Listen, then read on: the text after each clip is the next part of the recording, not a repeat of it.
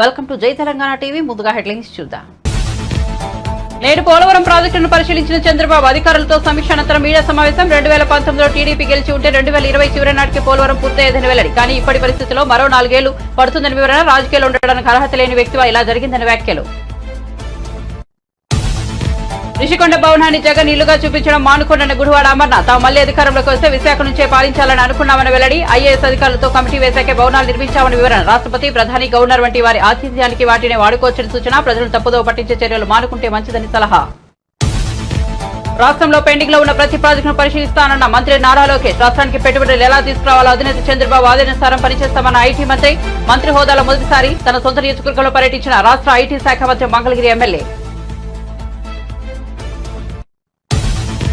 సింహాద్రి అప్పన్నను దర్శనం చేసుకున్న హోంమంత్రి అనిత. కొందరు పోలీసులు వైసీపీకి తొత్తులుగా పనిచేశారని వ్యాఖ్యలు. వారిలో ఇంకా వైసీపీ రక్తం ప్రవహిస్తున్నట్లుందని వ్యంగ్యం. శాంతి భద్రతల విషయంలో ఎవరు తప్పు చేసినా వదిలిపెట్టబోమని స్పష్టీకరణ.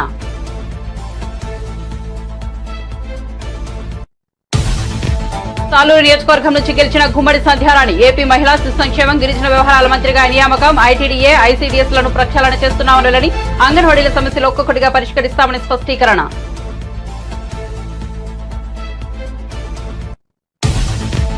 బ్రేకింగ్ స్వీస్ కోసం కొన్ని మీడియా సంస్థలు తప్పుడు ప్రచారం చేస్తున్నాయంటూ హరీష్ రావు ఫైర్. ఇకపై తన విషయంలో ఇలా తప్పుడు ప్రచారం చేయడం మానుకోవాలని సూచన. లేని పక్షంలో లీగల్ నోటీసులు ఇస్తానంటూ హెచ్చరిక.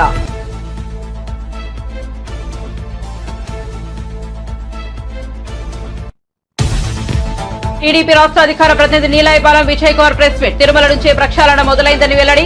ధర్మారెడ్డి, కరుణాకర్ రెడ్డి శుద్ధపూసలేమీ కాదని వ్యాఖ్యలు. కమిషన్ల పేరుతో 100 కోట్లు కొట్టేశారన్న ఆరోపణలు. దొరికిపోతామని భావించి వెబ్సైట్ల నుంచి వివరాలు మాయం చేశారని వెల్లడి. మంత్రి కోమిరెడ్డి వెంకటరెడ్డికి నల్గొండ ఔటర్ రింగ్ రోడ్డు భూ నిరాశితుల సెగ. నల్గొండ రింగ్ రోడ్డు నల్లహిండ్లు మార్చాలని బాధితుల నిరసన. కాలం మీద పడ్డ కనికరం చూపించలేదని ఆవేదన. సీఎం రేవంత్ వచ్చినా చేసేదేమీ లేదని జారుకున్న మంత్రి కోమిరెడ్డి. ఇక వార్త వివరాల్లోకి వెళ్తే ఏపీ ముఖ్యమంత్రి చంద్రబాబు నేడు పోలవరం ప్రాజెక్టును సందర్శించారు. అధికారులతో కలిసి ప్రాజెక్టు అంతా కలయతిరిగిన ఆయన అక్కడి పరిస్థితులు చూసి తీవ్ర విచారం వ్యక్తం చేశారు. 2019లో తాము అధికారం నుంచి దిగిపోయే నాటికి 72% పనులు పూర్తయితే ఈ 5 ఏళ్లలో నాశనం చేశారని ఆవేదన వ్యక్తం చేశారు. పోలవరం తాజా పరిస్థితులపై అధికారులతో సమీక్ష నిర్వహించిన చంద్రబాబు అనంతరం మీడియా సమావేశంలో మాట్లాడారు.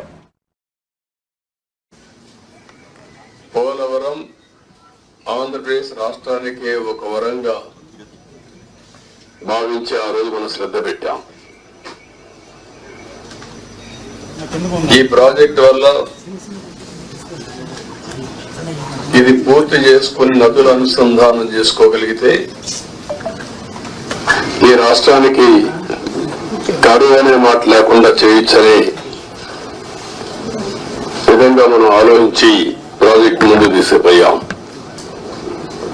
ఆ రోజు కూడా చాలా దూరదృష్టితో నాకుండే అనుభవంతో ఎన్నికలైనాయి. 2014లో ఇక్కడ తెలుగుదేశం పార్టీ గెలిచింది.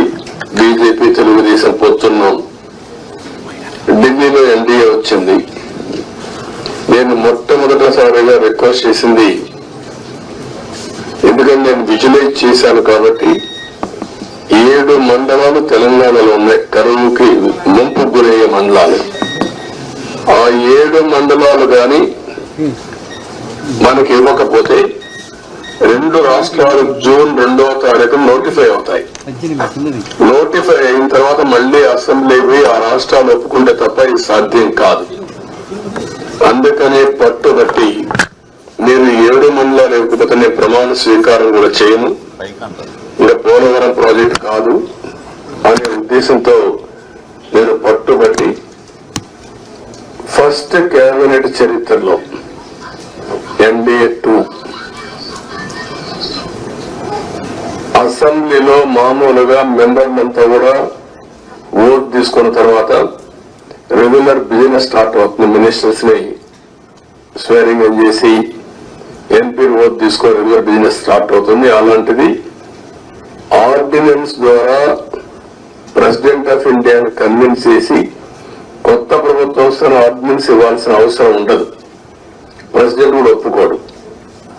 ఈ యొక్క అత్యవసర పరిస్థితిని ఆయనకు నచ్చజెప్పి ఒక కేబినెట్ మినిస్టర్స్ వెళ్ళి నచ్చజెప్పి తర్వాత కేబినెట్ పెట్టి ఈ యొక్క తీర్మానాన్ని పాస్ చేసి ఆర్డినెన్స్ తీసుకొచ్చి అది యాక్సెప్ట్ చేసిన తర్వాత పార్లమెంట్ సమన్ చేశారు. దానివల్ల 7 మండలాలు మనకు వచ్చాయి. ఆ 7 మండలాలు వచ్చాయి కాబట్టి మనం ప్రాజెక్టు కట్టగలిగాం. అప్పటికే ఈ ప్రాజెక్ట్ చాలా, ఒక మాటలో చెప్పాలంటే అనేక సంక్షోభాలు ఎదుర్కొంది.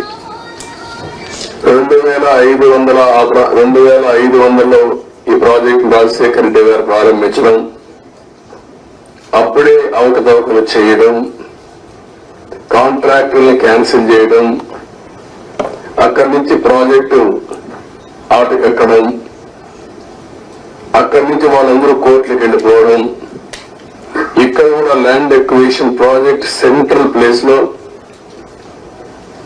ల్యాండ్ ఎక్విజిషన్ చేయాలంటే వాళ్ళు కోర్టుకు వెళ్ళడం, right main canal, left main canal కాలువలు తవ్వాలంటే వాళ్ళు కోర్టులకు వెళ్ళిపోవడం, ఎన్ని లిటిగేషన్లు పెట్టాలో అన్ని లిటిగేషన్లు పెట్టి 2014 కంటే ముందు కిరణ్ కుమార్ రెడ్డి ముఖ్యమంత్రి అయిన తర్వాత టెండర్లు పిలిచాడు. అదిగో కోర్టుకు పోయి గందరగోళం అయ్యి తర్వాత ఫైనల్ గా అన్ని కోర్టులు వెకేట్ వచ్చింది.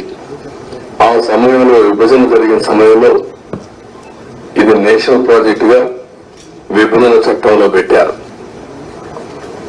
ఇన్ని నానా అవస్థలు పడి ప్రాజెక్టు ఇప్పుడే కాదు, ఈ ప్రాజెక్టు కన్సీవ్ చేసి చూస్తే 1940లోనే కన్సీవ్ చేశారు బ్రిటిష్ వాళ్ళు. అప్పటి నుంచి ముందుకు వెనక్కి రావడం, అప్పుడు కూడా 300 TMC నుంచి 700 TMC ఇంకా హైట్ కూడా పెంచి కట్టాలని చెప్పి అనుకున్నారు. కడాను మనకు వచ్చింది చూస్తే 45.72 మీటర్లు దీంట్లో కట్టినప్పుడు 194 TMC ఆఫ్ వాటర్ స్టోర్ చేసేట్టుగా మనం దీన్ని పెట్టుకున్నాం. అంటే 194 TMC వాటర్ పెట్టుకుంటే 320 TMC ఆఫ్ వాటర్ వాడుకునే అవకాశం వస్తుంది. ఫ్లడ్ వాటర్ వచ్చినప్పుడు ఈ రిజర్వాయర్లు పంపించి అన్ని చేసే అవకాశం వస్తుంది. ఈ ప్రాజెక్టు చూస్తే ఉత్తరాంధ్ర గాని ఈ యొక్క ఈస్ట్ వెస్ట్ గోదావరి, కృష్ణా, గుంటూరు ఒక మాటలో ఋషికొండ భవనాల చుట్టూ వస్తున్న వార్తలపై వైసీపీ నేత మాజీ మంత్రి గుడివాడ అమర్నాథ్ స్పందించారు. ఆ భవనాలను ఎలా ఉపయోగించుకోవాలన్నది ఆలోచించడం మానేసి దానిని ఇంకా జగన్మోహన్ రెడ్డి ఇల్లుగాని చిత్రీకరించడాన్ని మానుకోవాలని టీడీపీ నేతలకు సూచించారు. విశాఖను తాము ఎగ్జిక్యూటివ్ క్యాపిటల్ చేయాలని అనుకున్నామని, కానీ అనేక అడ్డంకులు సృష్టించారని ఆగ్రహం వ్యక్తం చేశారు. తాము మళ్లీ అధికారంలోకి వస్తే విశాఖ నుంచే పాలించాలని అనుకున్నామని, ఐఏఎస్ అధికారులతో కమిటీ వేసిన తర్వాత ఋషికొండలో భవనాలు నిర్మించినట్టు పేర్కొన్నారు. ప్రభుత్వ ధనం దుర్వినియోగం గురించి మాట్లాడాల్సి వస్తే 2014 నుంచి 2019కు జరిగిన దానిపైన మాట్లాడాల్సి వస్తుందన్నారు. తాము ఇప్పుడే విమర్శలు చేస్తే అధికారం కోల్పోవడాన్ని జీర్ణించుకోలేక చేస్తున్నామని అనుకుంటున్నారని, అలాంటి విషయాల జోలికి పోవడం లేదని తెలిపారు. దాదాపు గత 5 సంవత్సరాలు 2014 నుంచి 19 మధ్యలో 5-6 వేల కోట్ల రూపాయలు అమరావతి మీదుగా కేవలం తాత్కాలిక భవనాల మీద ఖర్చు పెట్టారు.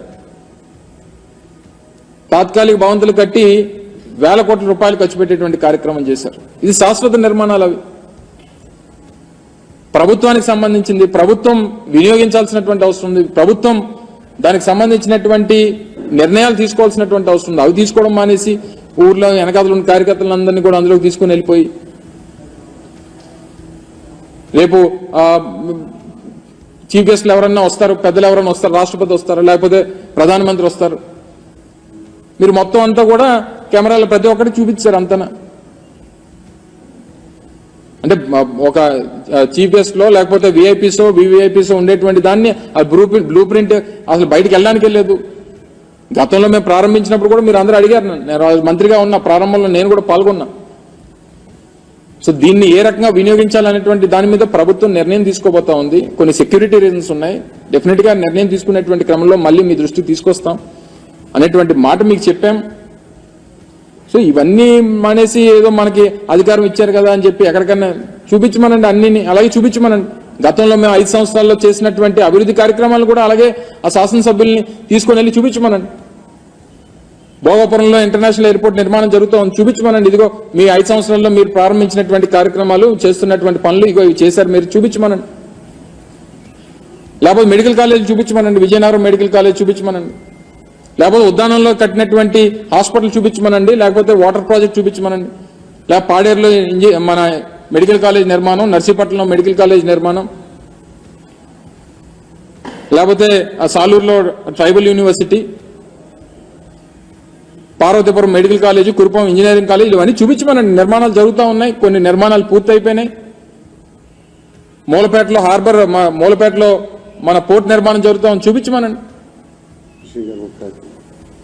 ఫిషింగ్ హార్బర్ లో అనేక పోర్టులు ఉత్తరాంధ్రకు సంబంధించి ఇన్ని ప్రాజెక్టుల నిర్మాణం చేపడతా ఉన్నాం. ఇన్ని ప్రాజెక్టుల నిర్మాణంకి మేము ముందుకు తీసుకుని వచ్చి ఇన్ని కార్యక్రమాలు చేశాం. ఇవన్నీ మర్చిపోయి అది తీసుకుని వచ్చి ఏదో జగన్మోహన్ రెడ్డి గారి సొంత భవనంలో చూపిస్తారా? ఇప్పటికన్నా మీకు అవకాశం వచ్చింది. ఈ సందర్భంలో అసలు మేము మాట్లాడకూడదు అనుకున్నాం. మీకు 6 నెలల సంవత్సరం సమయం ఇవ్వాలి. అధికారం ప్రజలు ఇచ్చారు, దాన్ని ఏ రకంగా మీరు వినియోగించుకుంటారో. మేము ప్రజలకు చాలా మంచి చేశాం, మాకన్నా మంచి చేస్తారని చెప్పి ఆశించి మీకు ఓట్లేశారు. దాన్ని ఏ రకంగా నిలబెట్టుకోవాలనేటువంటి ప్రయత్నం చేయాలి తప్ప ప్రజలను అనవసరంగా తప్పుదోవ పట్టించి అనవసరంగా ఇంకా మీరు విమర్శలు చేయాలనేటువంటి ప్రయత్నం మానుకుంటే మంచిది. రాబోయే 100 రోజుల్లో ఆంధ్రప్రదేశ్ రాష్ట్ర వ్యాప్తంగా గంజాయి విక్రయాలకు చెక్ పెడతామని మంత్రి నారా లోకేష్ చెప్పారు. మంగళగిరి ఈద్గాలో నిర్వహించిన బక్రీద్ ప్రార్థనలో నారా లోకేష్ పాల్గొన్నారు. ముస్లిం సోదరులతో కలిసి ప్రత్యేక ప్రార్థనలు నిర్వహించారు. 3 టీడీపీ కార్యకర్తలను వైసీపీ నేతలు హత్య చేసినా తాము సంయమనం పాటిస్తున్నామని చెప్పారు. శాంతి భద్రతలకు విఘాతం కలిగించవద్దన్న ముఖ్యమంత్రి చంద్రబాబు ఆదేశాల మేరకే తాము నడుచుకుంటున్నామని మంత్రి లోకేష్ స్పష్టం చేశారు. రుషికొండ ప్యాలెస్ వ్యవహారంలో ఇంకా బయటకు రావాల్సిన చిత్రాలు చాలా ఉన్నాయని అన్నారు. ప్రజా దర్బార్ను అన్ని నియోజకవర్గాల్లో నిర్వహించే అంశాన్ని పరిశీలిస్తున్నామని మంత్రి లోకేష్ చెప్పారు. తుమ్మపూడి మంగళగిరిలోనే మైనార్టీ సోదరుల్ని వైకాపా నాయకుడు చంపాడు. కర్ర బ్యాట్ పట్టుకుని కొట్టి చంపేశాడు. వాళ్ళు మా కార్యకర్తలను చంపి ఇప్పుడు ఏ మొహం పెట్టుకుని ప్రశ్న అడుగుతున్నారు? ఏమో ఈ రోజు కూడా తాడిపత్రిలో మా కార్యకర్తను చంపేశారు. చంద్రబాబు నాయుడు గారు ఓర్పు సహనంతో మమ్మల్ని ఉండమన్నారు కనుక ఓర్పు సహనంతో ఉన్నాం. లా అండ్ ఆర్డర్ మెయింటైన్ చేయమన్నారు కనుక మేము ఎక్కడ ఇష్యూ చేయట్లా. మంగళగిరిలో కూడా లా అండ్ ఆర్డర్ ఉండాలి, నేను ఇష్యూ చేయట్లా. నేను నాకు 2 నిమిషాలు చెప్తున్నా.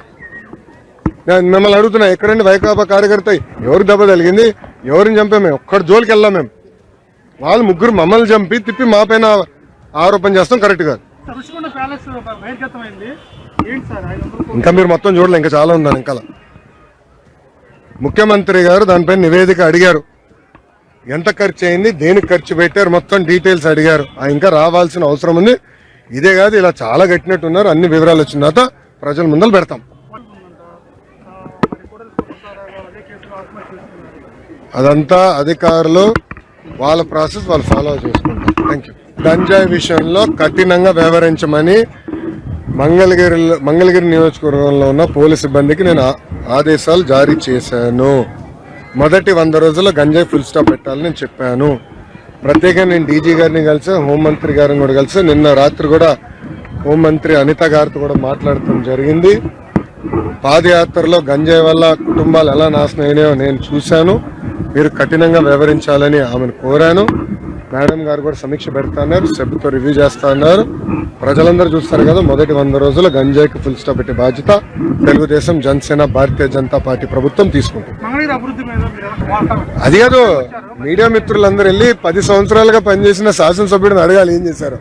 10 రోజులు అవన్నీ లోకేష్ అడిగితే ఎట్లా?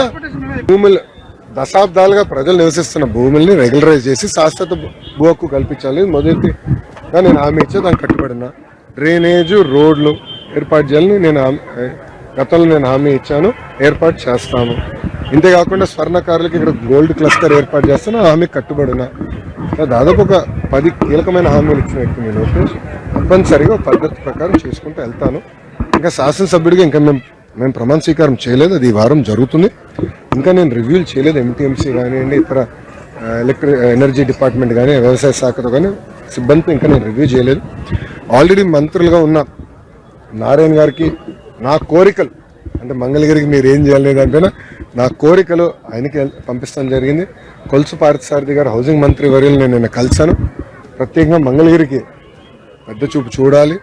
91,413 ఓట్లతో నన్ను గెలిపించారు.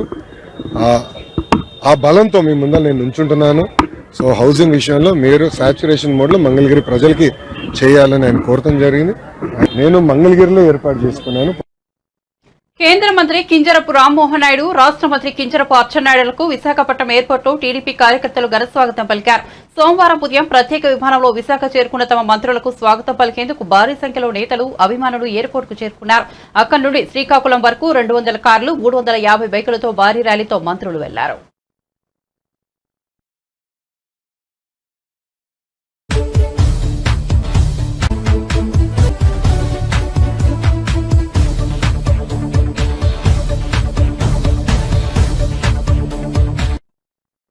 రింగ్ రోడ్ నిర్మాణంలో భాగంగా ఇల్లు, స్థలాలు కోల్పోతున్న బాధితులు నల్గొండలో రోడ్లు, భవనాల శాఖ మంత్రి కోమిరెడ్డి వెంకటరెడ్డిని గౌరవ చేశారు. తమకు న్యాయం చేసే వరకు కదలనిచ్చేది లేదని రోడ్డుపై బైఠాయించారు. కొందరు మహిళలు కాళ్లు పట్టుకుని ప్రాధేయపడినా ఫలితం లేకపోయింది. తాను చేసేదేమీ లేదని సీఎం రేవంత్ రెడ్డి వచ్చినా ఇదే పరిస్థితి అంటూ మంత్రి పోలీసుల సాయంతో అక్కడి నుంచి వెళ్లిపోయారు. తమకు న్యాయం చేస్తారని గెలిపిస్తే కష్టపడి కొనుక్కున్న తమ భూములు గుంజుకున్నారని నిర్వాసితులు వాపోయారు. తమకు అన్యాయం జరిగితే కోమిరెడ్డి పేరు రాసి ఆత్మహత్య చేసుకుంటామన్నారు. కాగా నల్గొండ పట్టణం మీదుగా కేంద్ర ప్రభుత్వం 565 నెంబర్ జాతీయ రహదారి నిర్మిస్తున్న విషయం తెలిసిందే.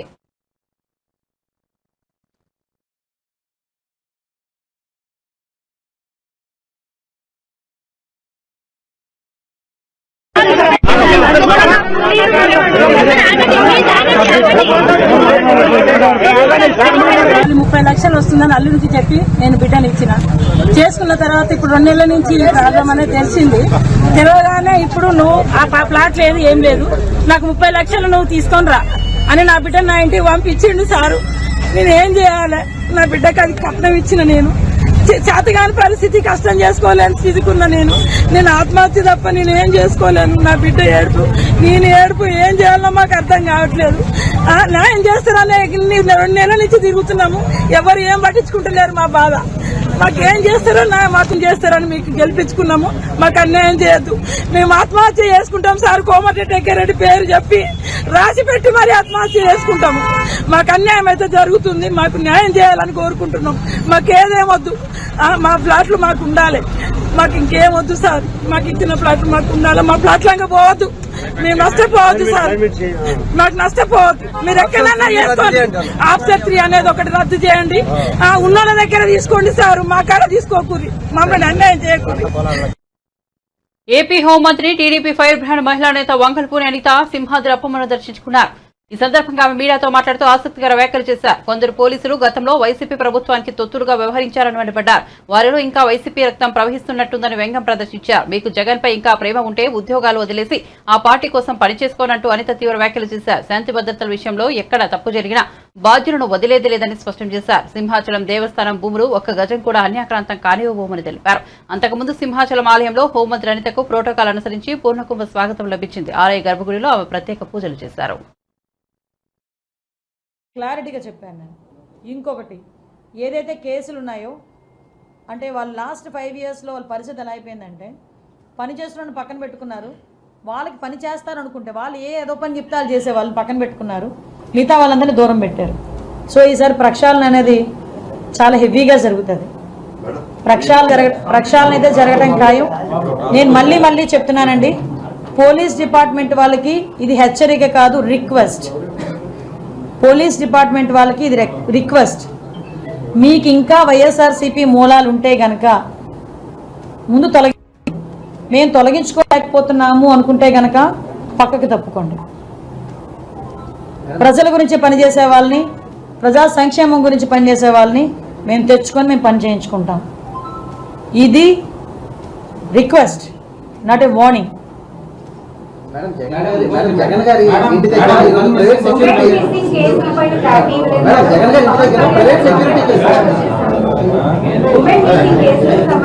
ఉమెన్ మిస్సింగ్ కేసులు అసలు యాక్చువల్గా నేను తీయమని చెప్పానండి. ఉమెన్ మిస్సింగ్ కేసెస్ ఎన్ని మీ దగ్గరికి వచ్చినాయి? అసలు నాకు ఒక అతను ఎవరో పాపం యూఎస్ నుంచి ఎవరో ఒక అతను మెసేజ్ పెట్టాడు, వాళ్ళ అమ్మాయి May 11th మిస్ అయిందంట. యాజ్ ఆఫ్ నో ఇప్పుడు వరకు సారీ డేటా మా దగ్గర ఇప్పుడు ప్రతిపక్ష హోదాలో ఉండేటప్పుడు మా దగ్గర ఉండడం ఒకటి. ఈరోజు మేము అధికారంలోకి వచ్చిన తర్వాత త్రూ అఫీషియల్ మేము ఆ డేటా తీసుకుని దాన్ని బేస్ చేసుకొని మేము ఏ ఎంక్వైరీ వేయాలి, ఏది కమిషన్ ఏర్పాటు చేయాలన్నది మేము నిర్ణయం తీసుకుంటాం. డెఫినెట్గా నేను ఫర్దర్గా స్టేట్ లెవెల్ అఫీషియల్స్తో కూర్చునేటప్పుడు దాని మీద నిర్ణయం తీసుకుంటాం. ప్రతిపక్ష నాయకులు ఇంట్లో మీద కొంతమంది నాయకులు వెళ్ళి డైరెక్ట్ గా రాళ్ళేస్తుంటారు కానివ్వండి చేస్తున్నారు కదా. నీ క్వశ్చన్ ఒక మాట చెప్తాను. ఇప్పుడు ఎవరికి వాడు కొట్టుకుని నాకు దెబ్బ తగిలిందంటే నేనేం చేయలేను. కానీ ఎందుకు ఈ మాట చెప్తున్నానంటే మీరు అనుకోవచ్చు, మేడం మొన్నటి వరకు మీరు ప్రతిపక్షంలో ఉన్నారు కదా, చాలా చాలా చెప్పారు కదా అని మీరు అనుకోవచ్చు. ఒక్కసారి ఆలోచించండి. ప్రజలు మాకు ఇచ్చిన మ్యాండేట్ 151 కాదు, 164. రాష్ట్రం మొత్తం మీద చూసుకుంటే 11 మంది అవతల ఎమ్మెల్యేలు ఉన్నారు, 164 మంది మా ఎమ్మెల్యేలు ఉన్నాం. నిజంగా మేము దాడే చేయాలి, మేము కక్షే సాధించాలి, లేదు అవతల వాడు అంతే చూడాలి. నియోజకవర్గాల్లో ఉన్న వైఎస్ఆర్సీపీ నాయకుడు ఎవడైనా రోడ్డు మీద తిరగగా కక్ష సాధింపు చర్యలు మేము చేయమని చెప్పారు. కాబట్టే దెబ్బతిన్న కార్యకర్త కూడా నాయకుడు మాట మీద ఇంట్లో కూర్చున్నాడు. కానీ ఎవరైతే అన్యాయం చేశారో, అవినీతి చేశారో అలాంటి వాళ్ళని మాత్రం యాజ్ పర్ రూల్ వాళ్ళని పనిష్ చేస్తాం. ఓకే, మీరు ఇందాకన్నా దాడులు జరుగుతున్నాయని, దాడులే జరుగుతున్నాయో చేయించుకుంటున్నారో అది కూడా చేస్తాం. నిజంగానే దాడి జరిగింది అనుకోండి, డెఫినెట్గా వాళ్ళ మీద చర్యలు తీసుకుంటాం. మా పార్టీ వాళ్ళనే చర్యలు తీసుకుంటాం. నేను ఇంకోటి కూడా చెప్పా, గంజాయి విషయంలో మా పార్టీ వాడు ఫోన్ చేసినా మీరు రెస్పాండ్ అవ్వద్దని చెప్పాను నేను. పోలీసులు కూడా అందరూ కూడా ఫేవర్గా ఉన్నారని నేనేం చెప్పట్లేదు, అందరూ యాజ్ పర్ లా పనిచేస్తున్నారని నేనేం మాట్లాడట్లేదు. వాళ్ళలోని కూడా మిక్సింగ్ ఉంది, డెఫినెట్గా ఉంది ఆ మిక్సింగ్. ప్రజలు రాక్షస పాలన నుంచి రాష్ట్రానికి విముక్తి ప్రసాదించారని మంత్రి డోలా బాల వీరాంజనేయ స్వామి అన్నారు. పరిపాలనా దక్షుడు చంద్రబాబు కేబినెట్ లో మంత్రి పదవి దక్కడం అదృష్టమన్నారు. బాధ్యతలు తీసుకున్న వెంటనే సీఎం హామీల అమలు మొదలుపెట్టారన్నారు. ఆదివారం ఆయన మాట్లాడుతూ మాది విడతల వారి ప్రభుత్వం కాదు, చేతల ప్రభుత్వం అన్నారు. 5 రోజుల్లో రాష్ట్రంలో శాంతి భద్రతలు అదుపులోకి తెచ్చామని తెలిపారు. తమ ముందు అనేక సవాళ్లు ఉన్నాయని, రాష్ట్రంలో అప్పులపై త్వరలో శ్వేతపత్రం విడుదల చేస్తామన్నారు. త్వరలో అసెంబ్లీలో పలు కీలక బిల్లులు ప్రవేశపెట్టబోతామని స్పష్టం చేశారు. దాని ప్రకారం ల్యాండ్ టైటిల్ యాక్ట్ మీద సంతకం, నిరుద్యోగులకి ఉద్యోగాలు కల్పించే ఫైల్ మీద సంతకం, ఏదైతే చెప్పినట్టు సామాజిక భద్రత పెన్షన్లు మేము 3 నెలల ముందు నుంచి ఇస్తామని చెప్పామో అప్పటి నుంచి రేపు నెలలో 7,000 రూపాయలు పంపిణీ చేసేటువంటి సాధారణ మీద సంతకాలు పెట్టడం జరిగింది. మా ప్రభుత్వం విడతల వారి ప్రభుత్వం కాదు, చేతల ప్రభుత్వం, ప్రజా సంక్షేమాన్ని అభివృద్ధిని కోరుకునే ప్రభుత్వాన్ని సిద్ధశుద్ధి చూపించాం. శాంతి భద్రతలో అదుపు తప్పుతున్న ఈ రాష్ట్రంలో వచ్చినటువంటి 5 రోజుల్లోనే శాంతి భద్రతలు కంట్రోల్ చేయగలిగామంటే ఇది మా నాయకుడి సత్తా నేను చేస్తా ఉన్నా. ఈ రోజున చాలా సవాళ్లు ఉన్నాయి, రాష్ట్రం అప్పుల్లో ఉంది. వీటన్నిటి మీద శ్వేతపత్రాలు త్వరలో విడుదల చేయబోతున్నాం. అంతేకాకుండా రేపు అసెంబ్లీలో పలు కీలక బిల్లులు ఈ రాష్ట్రంలో ప్రవేశపెట్టబడుతున్న విషయాన్ని మేము తెలియజేస్తున్నాం. తాను పార్టీ మారుతున్నట్లు జరుగుతున్న ప్రచారంపై మాజీ మంత్రి బీఆర్ఎస్ నేత హరీష్ రావు తాజాగా కీలక వ్యాఖ్యలు చేశారు. సోమవారం తెలంగాణ భవన్లో నిర్వహించిన మీడియా సమావేశంలో మాట్లాడిన ఆయన బ్రేకింగ్ వ్యూస్ కోసం సోషల్ మీడియా వేదికగా కొన్ని మీడియా సంస్థలు తప్పుడు ప్రచారం చేస్తున్నాయని ధ్వజమెత్తారు. పలు రకాలుగా తనపై తప్పుడు ప్రచారం చేస్తున్నాయంటూ ఫైర్ అయ్యారు. తాను కాంగ్రెస్ లోకి వెళ్తానని కొందరు రాస్తే మరికొందరు బీజేపీలోకి చేరుతున్నట్లు, ఇంకొందరు బీఆర్ఎస్ వర్కింగ్ ప్రెసిడెంట్ కాబోతున్నట్లు తమకు తోచిన విధంగా రాస్తున్నారని మండిపడ్డారు. ఇలాంటి వాటి కారణంగా నేత క్రెడిబిలిటీ దెబ్బతింటుందని ఆగ్రహం వ్యక్తం చేశారు. ఇకపై తన విషయంలో చాలా తప్పుడు ప్రచారం చేయడం మానుకోవాలని సూచించారు. తన క్రెడిబిలిటీని పార్టీ ప్రతిష్టను దెబ్బతీసే ప్రయత్నం చేస్తే చట్టపరంగా వెళ్లడం జరుగుతుందని హెచ్చరించారు. ఏదైనా ఉంటే తనతో మాట్లాడి నిజ నిజాలు తెలుసుకున్న తర్వాత రాయాలని తెలిపారు. ఒక చిన్న అప్పీలు, ఏమనుకోకండి, 3 ప్రధానమైన అంశాలైన ఒక చిన్న అంశం లాస్ట్ ఒకటి నా పర్సనల్ అప్పీల్ అవుతుంది. ఈ మధ్య సోషల్ మీడియాలో ఏమైందే, ఈ వ్యూస్ కోసం ఈ తంబులు అంటారు కదా, నాకు కుదరదు, తంబు నెయిల్స్ కోసం సెన్సేషనల్ హెడ్డింగ్స్ పెడుతున్నారు. హరీష్ రావు బీజేపీలోకి పోయిండని, హరీష్ రావు కాంగ్రెస్లోకి పోయిండని, ఇంకేందో అయిందని, వర్కింగ్ ప్రెసిడెంట్ అయిందని, ఇవన్నీ అనవసరంగా మీ వ్యూస్ కోసమో బ్రేకింగ్ల కోసమో ఇట్లా ఒక నాయకుడి నిబద్ధత మీద, ఒక నాయకుడిని క్రెడిబిలిటీని మీరు వాడుకోవడం అనేటువంటిది మంచిది కాదు. I appeal to all the media houses, particularly social media, ఇలాంటివి మానుకోండి. మీకు అంతా ఏదన్నా అనుమానం ఉంటే డైరెక్ట్గా నాతో మాట్లాడి పెట్టండి. కానీ ఇట్లా పెట్టడం ద్వారా ఏమవుతుందంటే లీడర్ క్రెడిబిలిటీని దెబ్బతీసేది మంచిది కాదు. నేను కూడా ఇంకా తప్పని పరిస్థితి, భవిష్యత్తులో ఇట్లాంటి రిపీట్ అయితే అవసరమైతే లీగల్ నోటీసులు ఇవ్వడానికి, చట్టపరమైన చర్యలకు కూడా వెనుకాడమని నేను వారికి తెలియజేస్తా ఉన్నా. దయచేసి మీ థంబ్నెయిల్స్ను వాస్తవాలు ఉంటే పెట్టండి తప్ప మీకోసం మీరు లేని పెట్టి ఇట్లా మా క్రెడిబిలిటీని మా పార్టీని దెబ్బతీసే విధంగా వ్యవహరించొద్దని నేను ఇప్పటికీ చాలాసార్లు కూడా చెప్తున్నాను. కానీ మళ్ళీ ఇట్లా మీరు ఈ సోషల్ మీడియాలో ఇలాంటివి కూడా పెట్టకూడదని చెప్పి వారికి విజ్ఞప్తి చేస్తూ ఫర్దర్గా ఎవరైనా ఇట్లాంటివి పెడితే, ఎందుకంటే మా బాస్ మా నాయకుడు మా కేసీఆర్ ఏం చెప్తే ఒక కార్యకర్తగా నడిచే వ్యక్తిని నేను. ఇష్టం వచ్చినట్టు వాళ్ళు వర్కింగ్ ప్రెసిడెంట్ అని పెడతారు, వాడు కాంగ్రెస్లో పోతాడని పెడతాడు, వాడు బీజేపీలోకి పోతాడు, ఇవన్నీ ఉంటాయి అసలు ఇట్లా. నేను చాలాసార్లు స్పష్టంగా చెప్పాను, మీ బ్రేకింగ్ల కోసం, మీ లైక్ల కోసం, మీ వ్యూస్ కోసం, మీ రేటింగ్ల కోసం ఒక నాయకుడి యొక్క నిబద్ధతను నిజాయితీని దెబ్బతీయొద్దని, ఇలాంటివి మానుకోవాలని చెప్పి నేను విజ్ఞప్తి చేస్తాను. టీడీపీ రాష్ట్ర అధికార ప్రతినిధి నీలహైపాలెం విజయ్ కుమార్ మీడియా సమావేశం నిర్వహించారు. తిరుమల నుంచే రాష్ట్రంలో ప్రక్షాళన మొదలైందని అన్నారు. ధర్మారెడ్డి రిటైర్మెంట్ ఇచ్చినంత మాత్రాన, కరుణాకర్ రెడ్డి రాజీనామా చేసినంత మాత్రాన ఇద్దరు శుద్ధపూసలైపోతారని వ్యంగ్యం ప్రదర్శించారు. శ్రీవాణి ట్రస్ట్ పేరుతో, సమరత సేవా ట్రస్ట్ కు నిధుల పేరుతో దోపిడీ జరిగిందని ఆరోపించారు. ఆ 5 ఏళ్లలో తిరుమలలో హిందూ వ్యతిరేక కార్యక్రమాలు, అవినీతి, అక్రమాలు ఎన్నో జరిగాయని విజయ్ కుమార్ మండిపడ్డారు. ధర్మారెడ్డి, వైవి సుబ్బారెడ్డి, కరుణాకర్ రెడ్డి, జగన్మోహన్ రెడ్డి నేతృత్వంలో తిరుమలను భ్రష్టు పట్టించారని ధ్వజమెత్తారు. ఎందుకంటే ఈ 5 సంవత్సరాల్లో తిరుమలలో జరిగినన్ని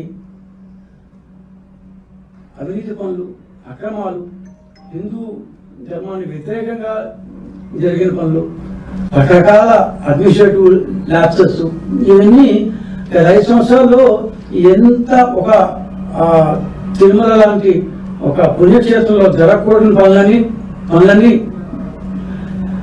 అవినీతిపరమైన పనులని పూర్తిగా అక్కడ అధికారుల పర్యవేక్షణలో, ఇంకా చెప్పాలంటే అప్పటి ముఖ్యమంత్రి గారికి తెలిసి ఆయన అనుసరణలోనే బహుశా జరిగాయేమో.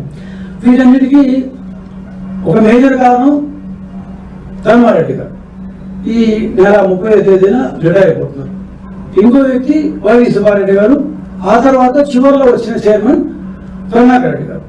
ఈ ధర్మారెడ్డి గారు, వైవి సుబ్బారెడ్డి గారు, కరుణాకర్ రెడ్డి గారు, ఈ రెడ్డి గారు అందరూ కలిసి వైసీపీ యొక్క అధ్యక్షుడు, అప్పటి ముఖ్యమంత్రి గారి నేతృత్వంలో పూర్తిగా తిరుమలని భ్రష్టు పట్టించారు.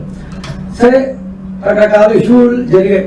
ఆయన 30వ నేను వెళ్ళిపోతున్నాను కాబట్టి నన్ను ఈవో నుంచి తీసేశారు, ఇప్పుడు ఆయన కేవలం అడిషనల్ ఈవో కాబట్టి నేను మధ్యాహ్నం ఆయన ఇంటిని కూడా వేకేట్ చేశారు. తిరుపతిలో వేకేట్ చేసేసి 2 లారీల్లో ఆయన సామాన్లన్నింటినీ పంపించేశారు. సరే, ఇప్పుడు ఇంకొక బులెటిన్ ముగించే ముందు హెడ్లైన్స్ మరోసారి చూద్దాం.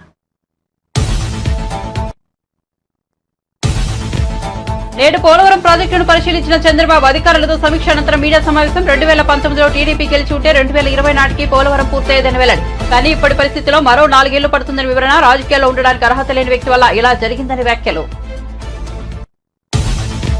రుషికొండ భవనాన్ని జగన్ ఇల్లుగా చూపించడం మానుకోండని గుడివాడ అమర్నాథ్. తాము మళ్లీ అధికారంలోకి వస్తే విశాఖ నుంచి పాలించాలని అనుకున్నామని వెల్లడి. ఐఏఎస్ అధికారులతో కమిటీ వేశాక భవనాలు నిర్మించామని వివరణ. రాష్ట్రపతి, ప్రధాని, గవర్నర్ వంటి వారి ఆతిథ్యానికి వాటిని వాడుకోవచ్చని సూచన. ప్రజలను తప్పుదో పట్టించే చర్యలు మానుకుంటే మంచిదని సలహా.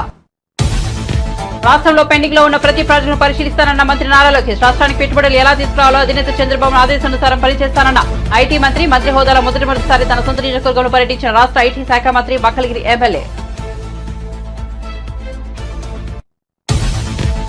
సింహాద్రి అప్పన్నను దర్శనం చేసుకున్న హోంమంత్రి అనిత. కొందరు పోలీసులు వైసీపీకి తొత్తులుగా పనిచేస్తారని వ్యాఖ్యలు. వారిలో ఇంకా వైసీపీ రక్తం ప్రవహిస్తున్నట్టుంది వ్యంగ్యం. శాంతి భద్రతల విషయంలో ఎవరు తప్పు చేసినా వదిలిపెట్టబోమని స్పష్టీకరణ.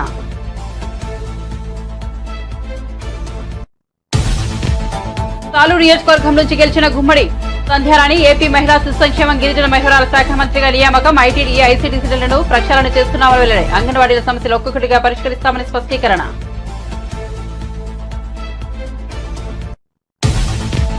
బ్రేకింగ్ న్యూస్ కోసం కొన్ని మీడియా సంస్థలు తప్పుడు ప్రచారం చేస్తున్నాయంటూ హరీష్ రావు ఫైర్. ఇకపై తన విషయంలో ఇలా తప్పుడు ప్రచారం చేయడం మానుకోవాలని సూచన. లేని పక్షంలో లీగల్ నోటీసులు ఇస్తానంటూ హెచ్చరిక.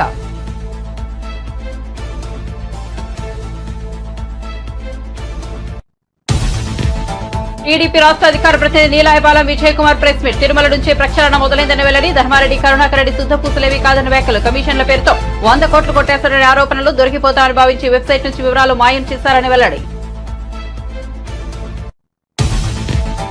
మంత్రి కోమటిరెడ్డి వెంకటరెడ్డికి నల్గొండ ఔటర్ రింగ్ రోడ్ భూ నిర్వాసితుల శాఖ. నల్గొండ రింగ్ రోడ్ ఆన్లైన్మెంట్ చేయాలని బాధితుల నిరసన.